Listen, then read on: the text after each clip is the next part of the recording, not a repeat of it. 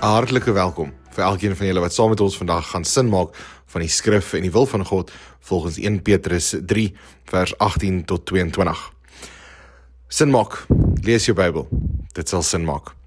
So ons kyk vandag weer 'n bietjie na die boek van Petrus. Ons het nou 'n rukkie stil gestaan by 1 Petrus 3 en vers 1 tot 17. Nou vandag gaan ons voort, nadat ons laasweek nou so 'n bietjie van 'n hersiening gedoen het oor die inhoud van die konteks van die boek, gaan ons nou vandag verder en ons kyk na die laaste deel van hierdie hoofstuk. Ek wil elkeen van julle aanmoedig om die video eers hier net te pause en dan die vers 18 tot vers 22 eers net self te lees, rustig op jou eie tyd, en daarna begin ons deur dit saam af te breek en 'n bietjie te kyk wat die Here vir ons sê in hierdie deel.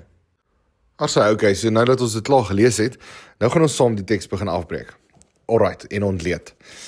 Ons sien daarso eerstens in vers 18 staan daar: immers ook Christus het eens en vir altyd vir sonde gelei. Hy die regverdige ter wille van onregverdiges, sodat hy julle na God toe kon bring. Hy is wel liggaamlik doodgemaak, maar deur die Gees is hy lewend gemaak. Een van die kernbeginsels wat ons hier moet sien, is dat Christus gesterf het vir ons sondes. Hy het gelei vir ons sondes en hy het weer opgestaan. So as ons hierdie sin 'n bietjie anders skryf, sou ons dit kon sê deur sodat hy julle na God toe kon bring, het Christus eens en vir altyd vir sonde gelei. Hy, regverdige, ter wille van onregverdige. Hy is wel liggaamlik doodgemaak, maar deur die Gees is hy lewend gemaak. So Christus doen iets. Wat doen Christus? Christus bring ons na God toe, of nader tot God. Hoekom doen hy dit? Sodat ons sondes betaal kon word, eens en vir altyd, sodat ons versoen kan word met God. Die beginsel in hierdie verse is dat die sonde klaar afgehandel is. Vir eens en vir altyd is dit gedoen. Daar's nie nog 'n him en 'n ha en 'n wat ook al daarby nie. Dit is nie Christus plus kultuur, Christus plus nog iets, of Christus plus goeie dade nie. Dit is totaal en al afgehandel deur Christus wat klaar gewerk het en sy straf wat hy gedra het vir ons sondes is klaar. So ons kan absoluut niks bydra, enigsins, sodat ons uiteindelik redding kan bewerk nie. Want ons sien ons is ellendige mense, ons is onregverdig, maar Christus is regverdig en hy is goed. Hierdie beklem ook verder Christus se dienswerk en sy versoeningswerk tussen ons en God. Daar's 'n finaliteit aan die versoening wat daar plaasgevind het tussen ons en God, juis as gevolg van Christus. Ons moet besef dat ons is regtig waar onregverdige mense. Ons is ellendige mense. En Christus kom en hy regverdig ons voor God, omdat hy regverdig is en hy ons straf gedra het. En woorde soos byvoorbeeld eens en vir altyd, is belangrike woorde waar ons moet kyk wanneer ons na hierdie teks kyk. Dis klaar, dis opgelaat, dis basta met die res, daar's niks verder nie.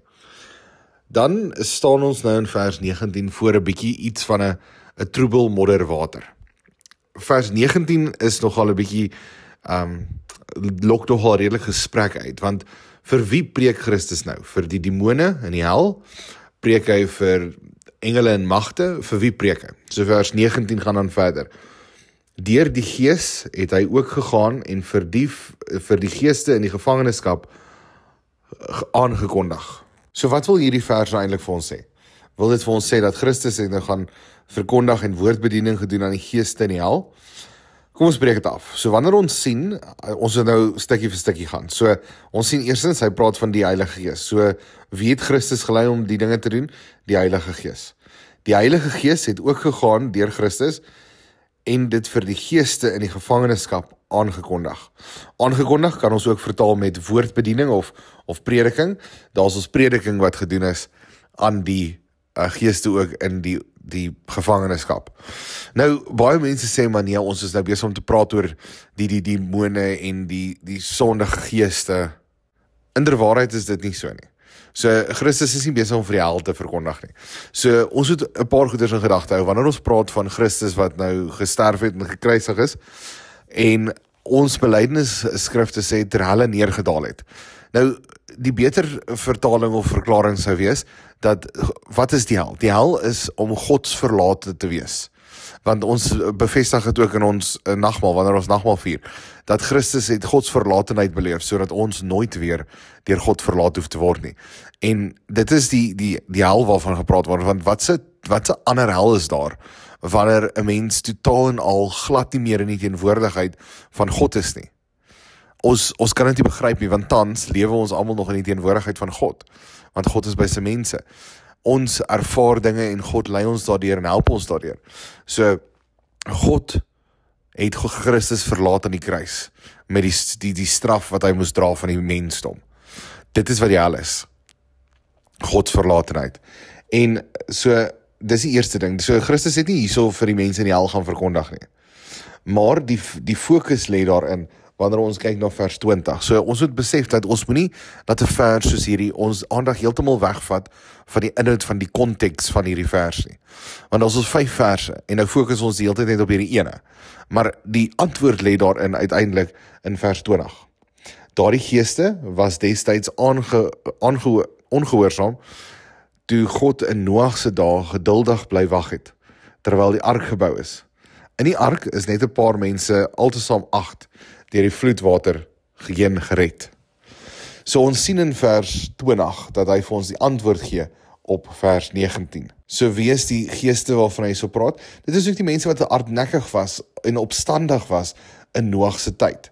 So as ons terugdink in Genesis 5 en Genesis 7, toe hy gepraat het van die arkbou, God het vir Noag die opdrag gegee om 'n ark te bou, sodat hy die vloedwater oor die aarde kan kom en die sondige mense kan verdelg van die wêreld af, van die aarde af. En so is net 8 mense gespaar. Nou, daar was in daardie tyd mense gewees wat daadwerklik ongehoorsaam gelewe het volgens God se wil. Daar was mense wat daadwerklik gedoen het net wat hulle wil. En dis hoekom die hele punt ook van die sondestraf, die sondevloed wat daar sou gewees het, dat ons kan sien hoe die Here dan nou uiteindelik hulle almal verdelg van die aarde af, omdat hulle ongehoorsaam was teenoor hom en sy wil. En om hierdie teks nou weer 'n bietjie meer te verstaan, is dit nodig dat ons teruggaan na Genesis toe. Daar waar die opdrag gegee is om die ark te bou. So ons ken nou die hele verhaal van die Noag en die ark, en dit is van hier van hoofstuk 5 af van Genesis, en dan gaan hy verder. Nou, 'n belangrike vers om in gedagte te hou wanneer ons nou praat oor die ark, is eerstens Genesis 5 vers 32. So Genesis 5 vers 32 is toe Sem, Cham en Jafta gebore is. Nou, ons weet dat God het vir Noag en sy seuns en hulle skoondogters, sy skoondogters, gered het van die vloedwaters. En so daarso was nie ander mense nie. En dit is net daai 3 seuns wat gehelp bou het aan 'n ark. Nou, 'n kind van 2 maande gaan nou nie help bou aan die ark nie. So kom ons sê, vir argumentsonthaalwe, nou ons spekuleer nou net, dit is nie in soveel woorde geskryf nie, maar ons spekuleer. Kom ons sê, iemand is so rondom 55 of nee, 40, wanneer hulle begin help bou, wanneer hulle nou kan bou. Jy kan seker selfs begin op 30, so kom ons gaan met 30. So vanaf hulle geboorte, toe Noag 500 jaar was, nou is hy 530. Dan lees ons in Genesis 7 vers 6, hoe Noag dan nou uiteindelik 600 jaar oud was, toe die vloedwaters gekom het. Dit beteken van 530 tot 600 jaar oud, is 70 jaar, min of meer tussen 50 en 75 jaar, wat Noag die ark gebou het saam met sy seuns. Dis nie net 'n naweekprojek gewees en sê ek is verveeld, kom ons bou 'n ark nie. Dit was jare in die werke gewees. Nou, in daardie tyd, en dit is nou ook wat ons sien in hierdie verse wat ons nou saam lees in 1 Petrus, daarso was uiteindelik geduld betoon van God se kant af. Hy sê daarso, toe God in Noag se dae geduldig bly wag het, terwyl die ark gebou is. So, deur die Heilige Gees en deur Christus, het Noag die mense gewaarsku en gesê, daar is 'n vloedwater wat op pad is, daarso is 'n oordeel wat sal kom, en die mense het nog steeds hardnekkig opgetree. En hulle het nie geluister vir Noag nie. En so uiteindelik kom die oordeel van God, en ons sien die oordeel van God in hierdie 2 verse pragtig uitkom. Dan kom die toorn van God, en hy straf almal voor die voet, omdat hulle uiteindelik die ongehoorsaamheid bewys het teenoor God.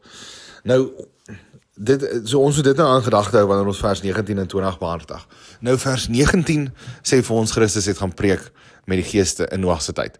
Nou, weer eens, dit is nie die geeste wat in 'n gevangenskap ergens in die doderyk is nie. Dit is die mense wat hardkoppig was en hardnekkig was. Want ons sê dat ons bestaan uit liggaam, siel en gees. So die geeste wat in daardie tyd was, wat opstandig was teenoor God se wil, is dan uiteindelik aan hulle is dit ook verkondig. Wat is aan hulle verkondig? Soos dit ons sien hierso in vers 18. Daardie sonde waarvoor Christus gelei het, dit is te bewys aan hulle. Dit is aan hulle verkondig. So hulle kan ook nie sê hulle het nie geweet nie. So baie keer gebeur dit dat ons dink die kruisiging is van die kruisiging af, almal verder na die kruisiging is die mense wat gered word. Maar ons vergeet van die Ou Testament. So voor die kruisiging, nou die interpretasie van hierdie vers is dat Christus het na die kruisiging, het hy in daai tyd wat hy nou glo, mense sê dat hy het glo nou afgedaal in die hel waar daar poele vuur was en dit is nie die verstaan nie, hy is net Gods verlate gewees. So in daai tyd wat hy daar was, het hy ook die woorde verkondig aan die geeste wat in opstand was teenoor God, wat nie geluister het vir God nie. So almal voor die kruisiging het ook geweet van Christus en van God se reddingsplan vir die wêreld. Dan gaan hy verder wanneer ons lees in vers 21 waar hy praat van die 8 mense wat gered is. Daar sien ons duidelik, baie duidelik, en mense kan nou hierso mee stry soveel as wat hulle wil, maar hierso sien ons die uitverkiesingsleer wat van gepraat word. Want hoekom sou God die sondevloed laat kom het? En almal is verdelg, selfs die diere is verdelg op van die aarde af. As dit nie gegaan het oor God wat wil hê sy mense moet in verhouding met hom staan en gehoorsaam moet lewe volgens hom nie, volgens hy wil nie, en nou kies hy 8 mense en 2 van elke dier om gered te word. Hy kies hulle. So, dis die uitverkiesingsleer. Noag het niks te doen om het te verdien dat God hom kies nie, maar God het hom gekies. So ons sien vers 20 praat ook baie duidelik van die uitverkiesingsleer.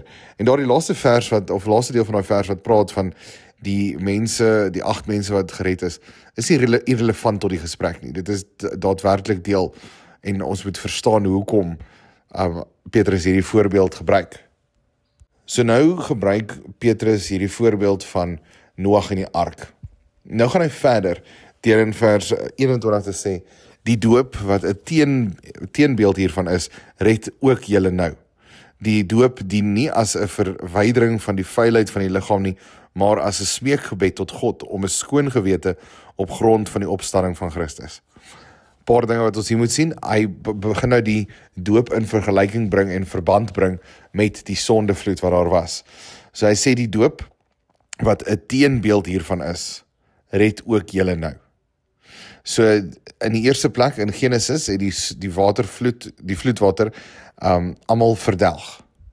Maar nou word dit gebruik, dieselfde water, die simbool van water, word dan nou gebruik in die brief as iets wat 'n verbond bewys of 'n seël en 'n teken is. En dit is wat ons ook bely die doop is. Dit is 'n seël en 'n teken.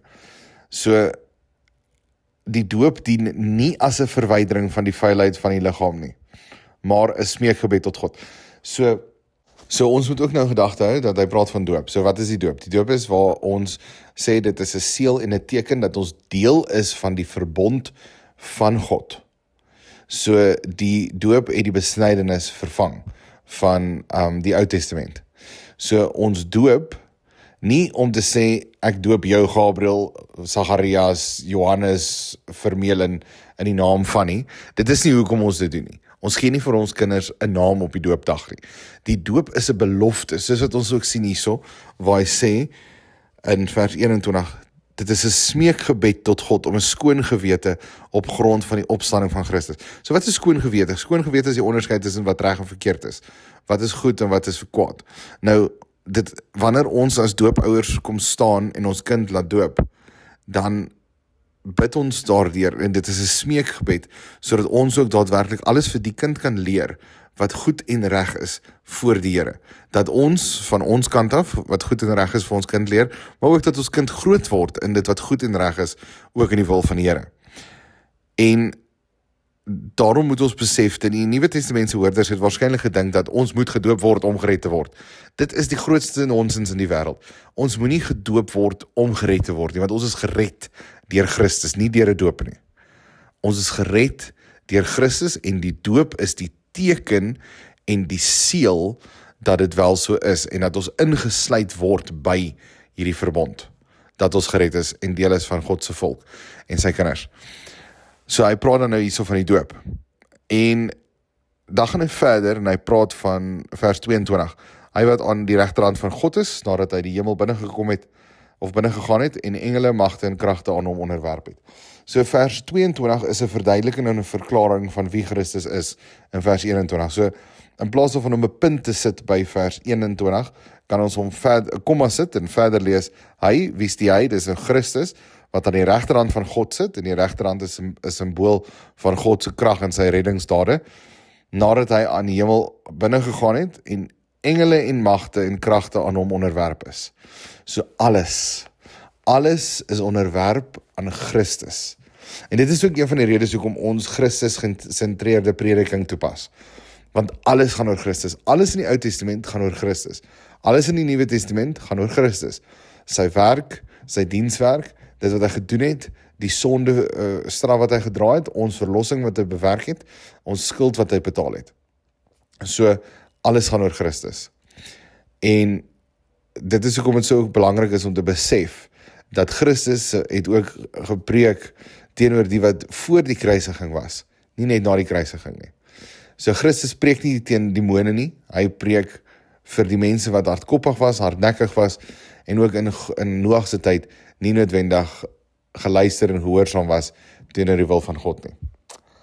Ek hoop ons kon saam vandag sin maak oor hierdie troebelmodder water wat ons nou so 'n bietjie verwar het. Maar mag elkeen van ons daadwerklik ook lewe in hierdie wete dat alles wat ons doen in hierdie lewe en alles wat saam met ons is, wat ons deel met mekaar, alles gaan oor God en Christus.